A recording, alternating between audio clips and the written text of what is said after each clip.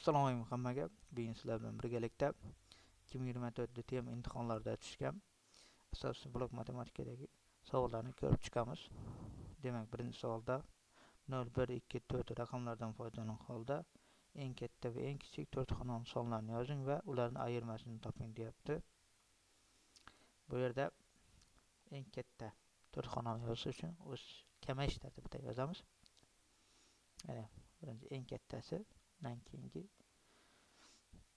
shu tartibda yoziladi. Demak, eng katta 4 xonali son bu raqamlarda mana 4210 ni yoza olamiz ekan.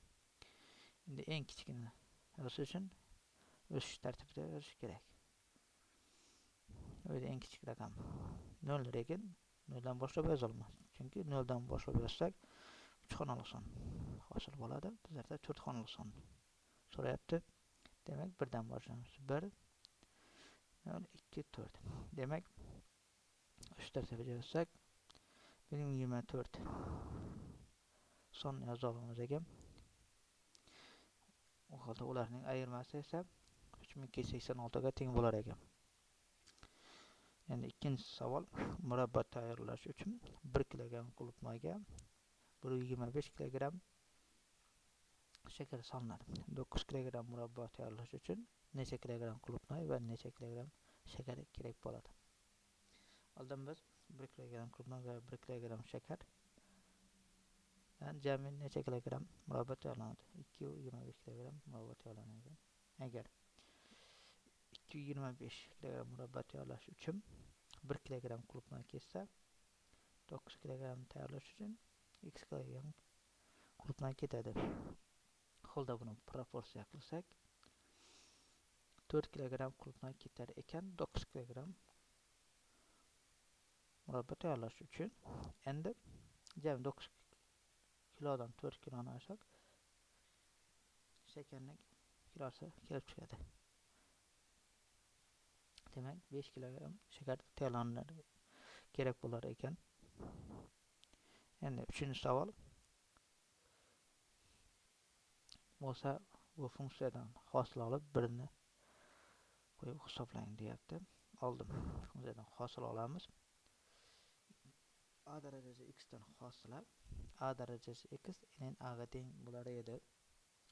Endi bu holda 2024 ni x darajasidan hosila 2024 ni daraja x ko'paygan 2000 ln 2024 minus 2023 o'zini yozib olamiz. ln x dan hosila 1 taqsim x bu ham 1 taqsim 2024 x ga teng bo'ladi va ichidan hosila 2024 x dan hosila 2024 ga teng. Holda soddalashtirsak 2024 lar qisqaradi va shu ko'rinishda bo'ladi. Endi birini qo'yib hisoblasak 2024 ning birinchi darajasi 2024 ga teng, 2023 ni 1 ga bo'lsak 2023.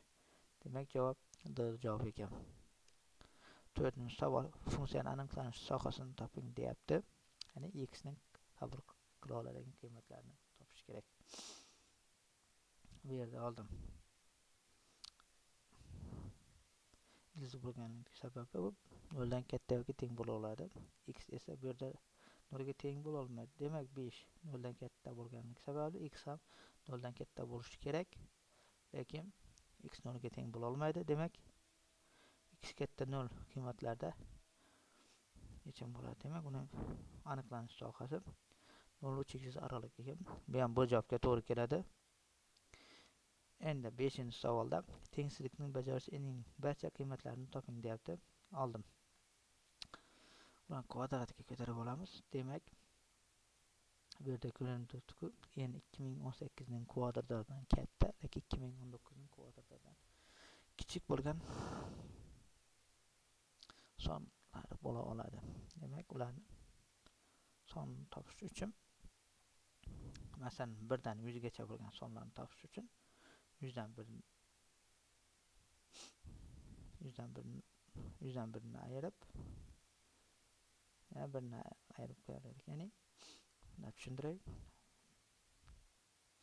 10 dan 100 gacha bo'lgan nechta son bor desa, 100 dan 10 ni ayirib, yana 1 ni ayirib qo'yardik. qismida 10 bilan 100 ning orasidagi sonlar kelib chiqadi edi.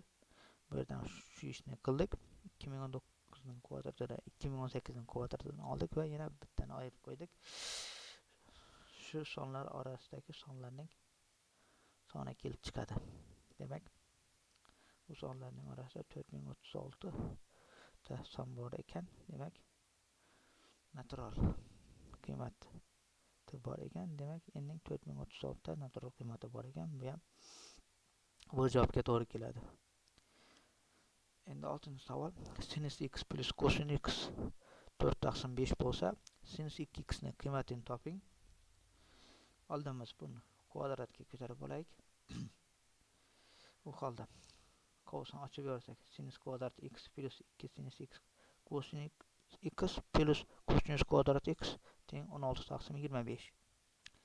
Bu yerda sinus kvadrat x plus cosinus kvadrat x birini beradi va 2 sinus x cosinus x sinus x 2x ga teng.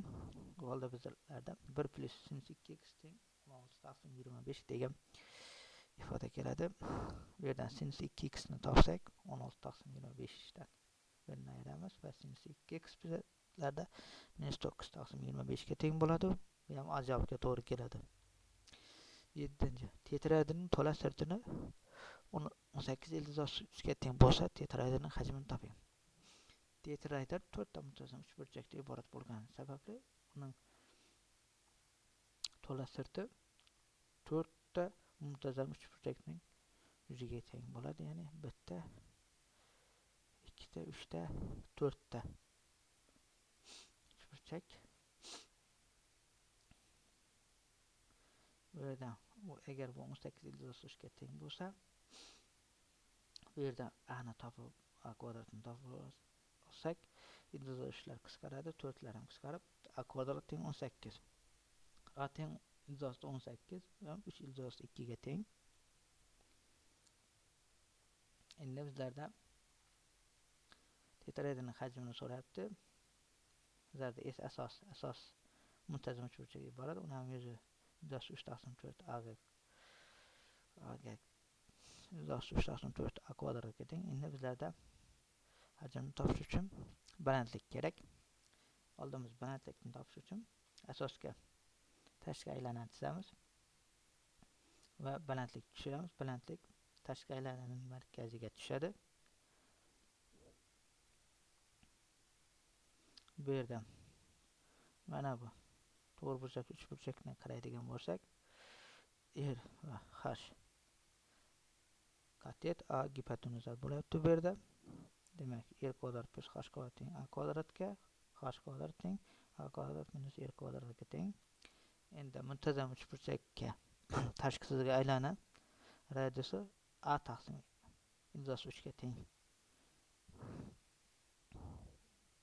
Bu yerdan H ni topib oladigan bo'lsak, H kvadrat A kvadrat taqsim 2A kvadrat taqsim 3 ga, H esa ildiz 2 taqsim 3 A ga teng bo'ladi. Bu yerdan A ning qiymati bizlarda 3 ildiz 2 ligidan H 6 taqsim ildiz 3 ga tengligini hisoblab oldik. Endi bizlarda balandlik bor, asos yuzi bor. Endi hajmni topsak bo'ladi. 1/3 ildiz 3/4 A kvadrat 18 ga teng, ko'paygan. H 6 taqsim ildiz 3 ildiz 3 lar qisqardi. 3 bilan 6 qisqardi.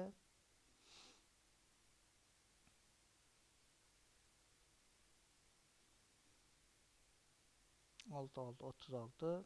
36 ni 4 ga bo'lsak 9. Demak, bizlarda javob tetraedrning hajmi 9 ga teng ekan. Bu ham javobga to'g'ri keladi. Endi 8-savol. Yugurish musobaqasida 5 ta ishtirokchi bor. 3 tasiga mos ravishda oltin, kumush va bronza medal necha xil usulda berish mumkin? Oldim. Oltinga da'vogarlar 5 ta. Keyingi savol. Oltin bittasiga berilgandan keyin kumushga da'vogarlar soni 4 taga kamayadi. 4 ta bo'lib qoladi. Endi bu holda bronzaga da'vogarlar soni yana bittaga kamayib, bittasiga kumush bergan keyin 3 ta ishtirokchi qoladi. Medal olmagan 3 tasidan bittasi bronza oladi. Demak, bular kombinatsiyalar jami soni 60 ga teng bo'lar ekan. Bu ham bir javobga to'g'ri keladi. Endi ABCD trapeziyaning diagonallari o'zaro perpendikulyar va ular mos ravishda AC 12, BD 9 ga teng. Katta asos 14 ga teng. AD bo'lsa, kichik asosni toping deyapti. Oldin biz trapeziyaning yuzini diagonallar orqali topib olaylik. U holda 1/2 d1 d2 teng 1/2 d1 12 d2 9 54 ga teng bo'ladi. Endi buni asoslar bo'yicha topsak, a plus b s teng a plus b taqsim 2 bin h 54 ga teng. Endi bu yerdan bizlardan asosni topish uchun bizlarda a bilan h kerak. A ning qiymati bor, a ning qiymati 14. Bizlarga h kerak. H ning qiymatini diagonallar mana shu formula orqali topib olamiz. Bu yerda hisob kitob qilsak, h teng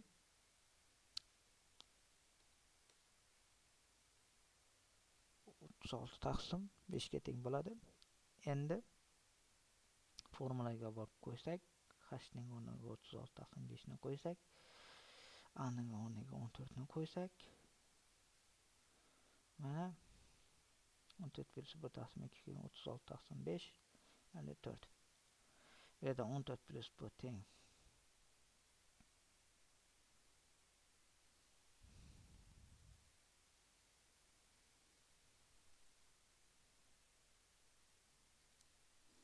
15 ga teng va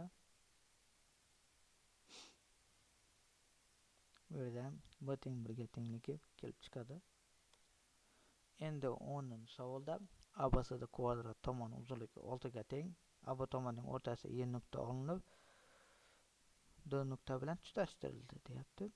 Ya'ni ABCD kvadrat berilgan. AB tomonining o'rtasidan Y nuqta olindi va D nuqta bilan tutashtirildi. Endi AD tomonining o'rtasidan ham F nuqta olindi, bu B nuqta bilan tutashtirildi. Natijada BF va YD to'g'ri chiziqlar J nuqtada kesishdi. Hosil bo'lgan JFD uchburchak yuzini toping. Bu yerdan BD diagonal o'tkazsak, bizlarda ABD to'g'ri burchakli tengyorli uchburchak hosil bo'ladi. Bu yerda bizlarda BF va YD mediana bo'ladi. Agar bizlar A nuqtadan ham mediana o'tkazsak, bu ABD uchburchakda yuzini 6 ta uchburchak hosil bo'lib, teng 6 ga bo'ladi. Ya'ni bu yer ham S, bu yer ham S, bu yer ham S, S, S. 6 ta teng uchburchak hosil bo'ladi. Demak, bittasini topish uchun uni ABD uchburchakning yuzini topib, uni 6 ga bo'lib qo'ygan yetadi.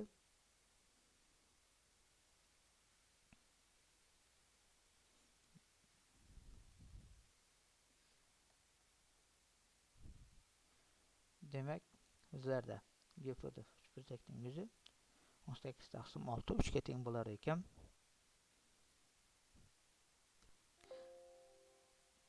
Agar videoni shu yergacha ko'rib, biror nima o'rgangan bo'lsangiz, biz maqsadimizga yetgan bo'lamiz. Keyingi videolarda ko'rishguncha